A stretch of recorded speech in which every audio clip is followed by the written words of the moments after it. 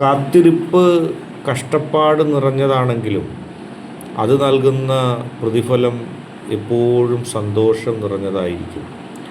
കാത്തിരുന്ന് കാത്തിരുന്ന് മടുത്തു എന്നൊക്കെ നമ്മൾ പറയാറുണ്ട്.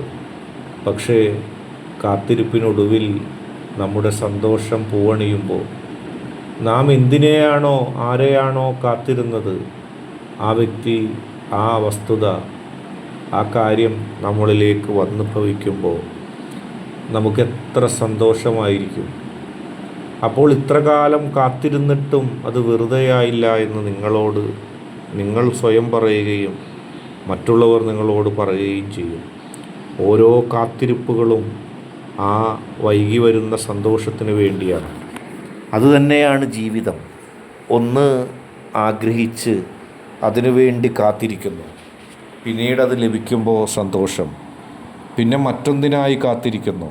ജീവിതം അങ്ങനെ പതുക്കെ പതുക്കെ കാത്തിരിപ്പുകളും അത് നൽകുന്ന സന്തോഷവും നിറഞ്ഞതായി മാറുന്നു. അങ്ങനെ ഓരോ നിമിഷവും ഞാനും നിങ്ങളുമൊക്കെ സന്തോഷത്തോടെ കാത്തിരിക്കുകയാണ്. നമ്മളുടെ ആഗ്രഹങ്ങളൊക്കെ സാധിക്കട്ടെ.